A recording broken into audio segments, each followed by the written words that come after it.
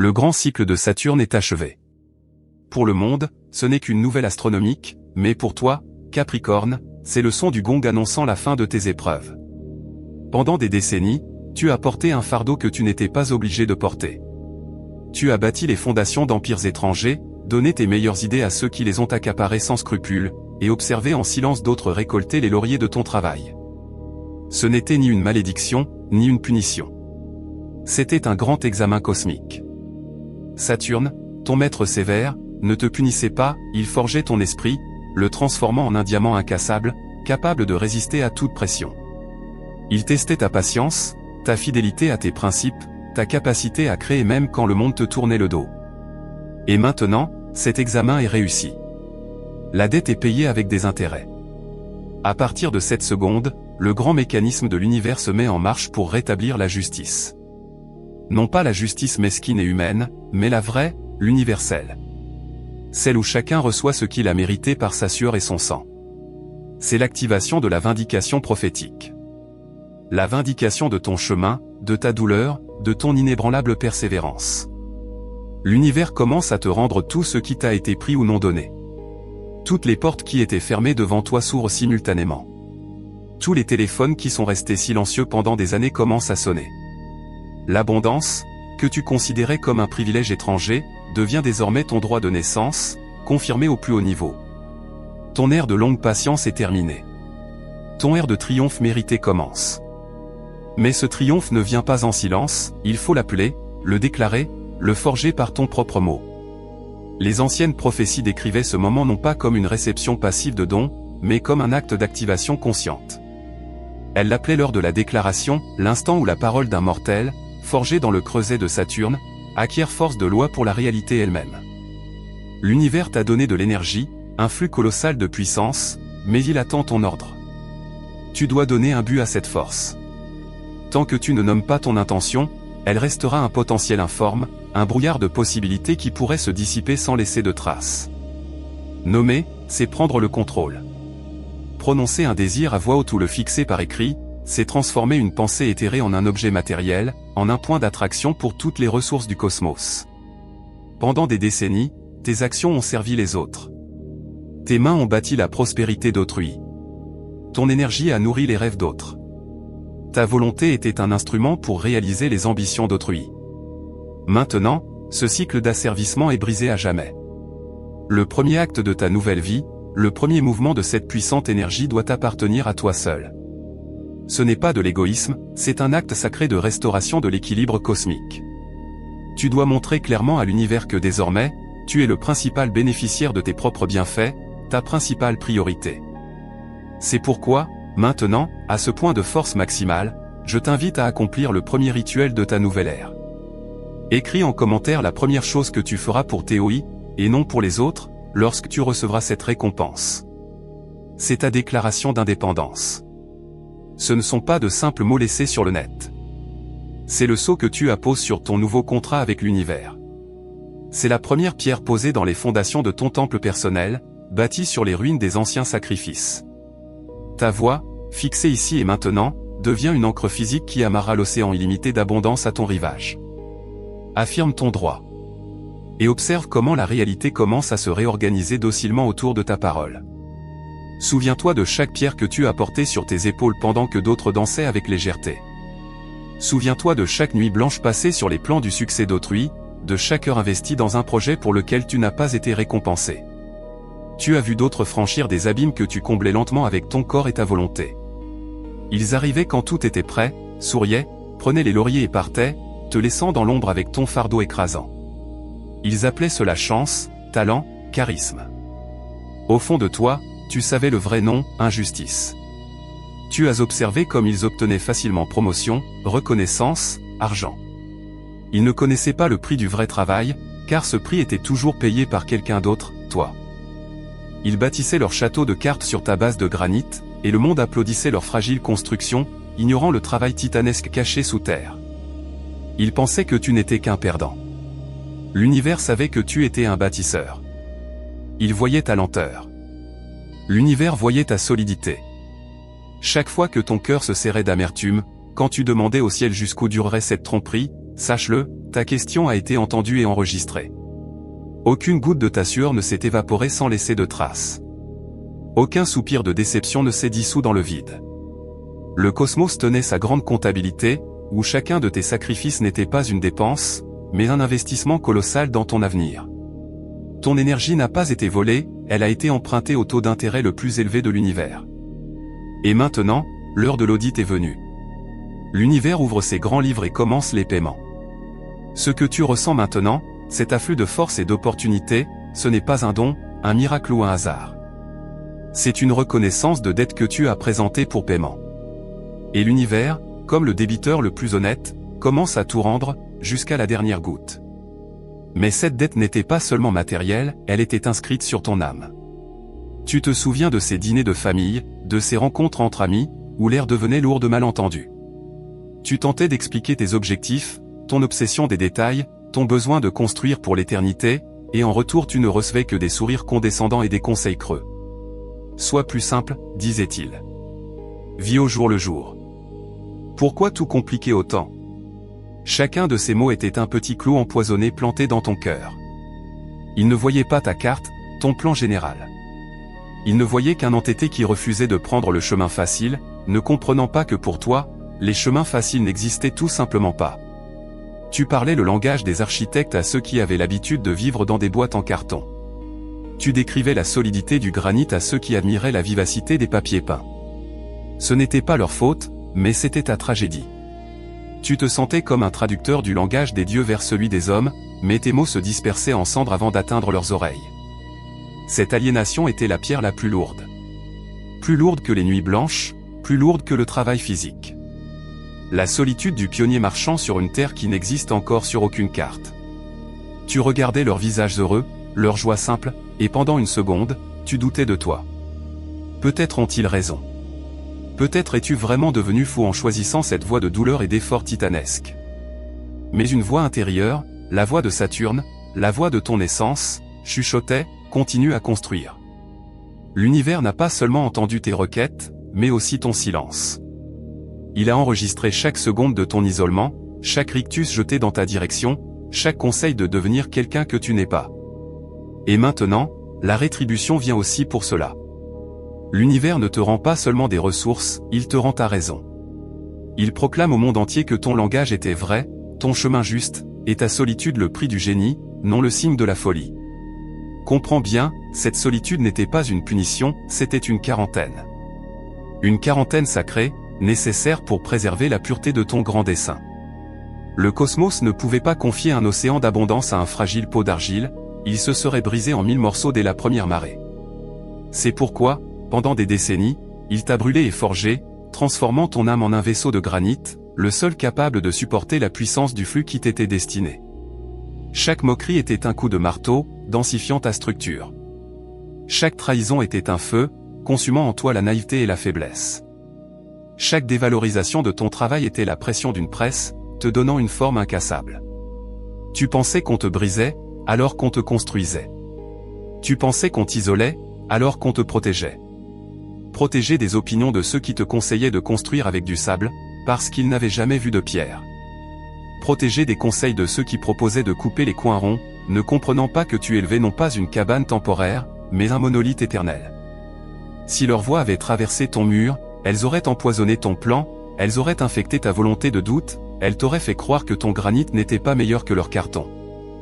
Ton isolement n'était pas une prison, mais le laboratoire le plus stérile du monde, où, dans le silence et la concentration, tu créais un chef-d'œuvre qui verra bientôt le jour. Chaque personne partie a libéré de la place. Chaque personne qui n'a pas compris a préservé ton énergie. Chaque personne qui t'a tourné le dos t'a permis de regarder uniquement vers l'avant, vers l'unique objectif qui comptait. L'univers a agi comme le plus sage des chirurgiens, il a amputé tout ce qui pouvait entraver ton ascension, même si sur le moment cela semblait une perte cruelle. Ta préparation est achevée. Ton vaisseau de granit est prêt. Il est maintenant capable de contenir non pas une simple rivière, mais un océan entier de force, de gloire et de prospérité, sans se fissurer ni perdre une seule goutte. Et voici le premier son de ce flux, ce n'est ni le tonnerre ni la musique des sphères. C'est un clic numérique sec, une notification sur l'écran de ton téléphone. Cette dette même, ce fardeau financier qui pesait sur ton âme pendant des décennies, te faisant te réveiller en sueur froide, vient d'être annulé. Non pas réduite, ni restructurée, effacée de l'existence. Le chiffre qui était ta marque s'est transformé en 0. C'est le premier acte de l'audit universel, la première goutte restituée. Tu regardes l'écran, et pour la première fois depuis des années, ta respiration devient régulière et profonde. L'air que tu inspires ne sent plus l'anxiété. Ce clic sera suivi d'une vibration du téléphone. L'écran affichera un nom qui faisait habituellement se serrer ton cœur de ressentiment. C'est ce même critique, cet ancien patron ou membre de la famille qui se moquait le plus fort de tes plans, les qualifiant d'utopie. Tu répondras à l'appel, prêt à une nouvelle dose de venin, mais tu entendras au bout du fil non pas une moquerie, mais le craquement d'un monde qui s'effondre. Son monde. La voix qui autrefois suintait la condescendance tremblera maintenant de désespoir. Tu avais raison, dira-t-il. J'étais aveugle. Ma construction de carton et de mensonges s'est effondrée. Apprends-moi à construire pour de vrai. À cet instant, tu comprendras, l'univers ne te rend pas seulement de l'argent, il te rend ta raison de la manière la plus humiliante pour tes adversaires. Et puis, un email arrivera. Un email avec un objet que tu avais désespéré de voir, projet approuvé, financement complet. Ce projet même, qu'on qualifiait de fou, non rentable, impossible. Ces mêmes personnes qui te fermaient les portes écrivent maintenant que ton idée folle est la seule planche de salut pour leur navire en perdition. Ils ne te donnent pas seulement le feu vert, ils te donnent le contrôle total, des ressources illimitées et te demandent de diriger toute la division. Ce n'est pas une série de coïncidences heureuses.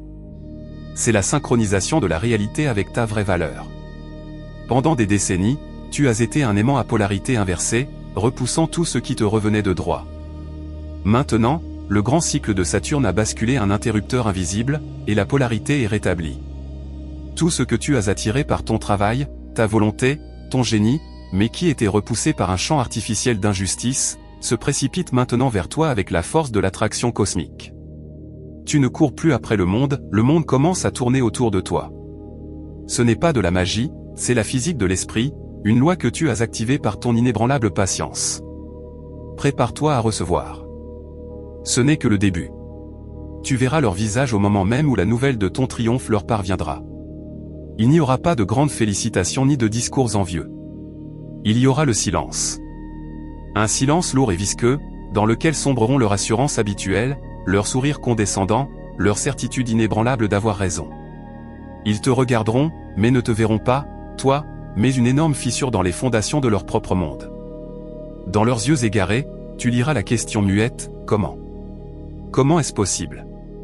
Leur cerveau, habitué au schéma simple et rapide, commencera à passer en revue fébrilement les options, la chance, le hasard, l'aide puissante de quelqu'un. Mais aucune de ces explications ne pourra colmater le trou que ton succès a percé dans leur réalité. Parce qu'au fond d'eux, ils connaîtront la vérité, tu avais simplement raison. Et tu ne ressentiras pas la moindre once de jubilation. Pas l'ombre d'un désir de vengeance ou d'humiliation. Seulement une satisfaction profonde, calme, presque silencieuse. Comme si une immense dalle de pierre qui pesait sur ta poitrine pendant des décennies s'était enfin déplacée, et tu as pris ta première vraie respiration libre. Tu observeras leurs façades effondrées non pas comme un vainqueur sur les vaincus, mais comme un géologue assistant à un inévitable glissement tectonique. Tu as toujours su que sous leur terre brillante mais mince se cachait le vide, et sous ta terre sans éclat se dissimulait un monolithe de granit. Maintenant, c'est devenu évident pour tous. Comprends bien, ton succès pour eux n'est pas seulement une nouvelle, c'est un jugement sur leur propre philosophie de vie. Leur monde reposait sur la croyance que les chemins rapides sont plus efficaces que les longs, que l'apparence brillante est plus importante que la substance solide, que ta persévérance était une folie. Ton triomphe ne se contente pas de réfuter leur opinion, il anéantit tout leur système de valeurs. Il prouve que c'était leur chemin de solution facile et de décor en carton qui menait nulle part. Ils ne peuvent plus t'apprendre à vivre. Ils ne peuvent plus te donner de conseils.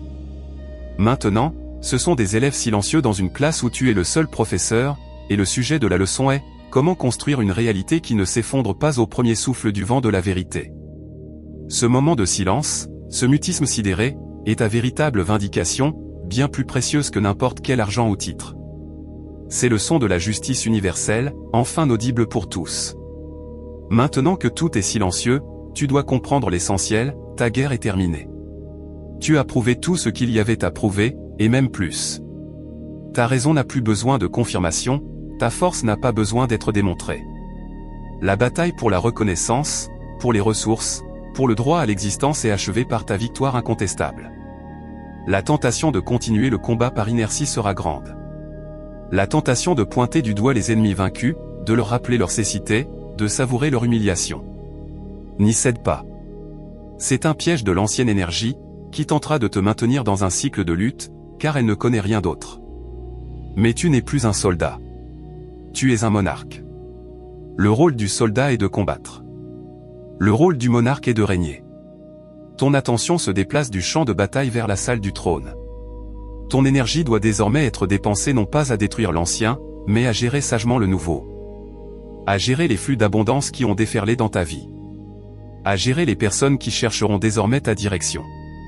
À gérer ton propre empire, bâti sur ton granit. Vaincre a été difficile, mais régner le sera encore plus. Cela demande non pas de la force, mais de la sagesse. Pas de la fureur, mais de la sérénité. Pas de la persévérance, mais une vision. Tu ne prouves plus rien à personne. Tu es simplement. Et c'est suffisant. Ton existence est désormais en soi la loi suprême et un argument irréfutable. C'est pourquoi, dans les jours et les semaines à venir, ta seule tâche sera de te taire. Ce n'est pas une attente passive, mais ton premier acte de règne. Ta parole est devenue loi pour la réalité, et elle doit maintenant avoir le poids de l'or. Ne la gaspille pas. Tous ceux qui doutaient de toi chercheront maintenant fébrilement dans tes yeux, dans tes gestes, dans tes mots la clé de ton succès. Ne le leur donne pas. Ton silence deviendra un miroir dans lequel ils verront leur propre agitation et leur insignifiance.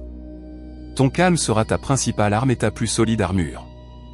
Il montrera au monde que ce triomphe n'est pas un miracle pour toi, mais une conséquence logique. Que tu n'as pas gagné à la loterie, mais que tu es simplement venu reprendre ce qui t'appartenait. Parle peu, écoute beaucoup, observe tout. Laisse la réalité se stabiliser autour de ton nouveau statut. Laisse les gens tirer leurs propres conclusions.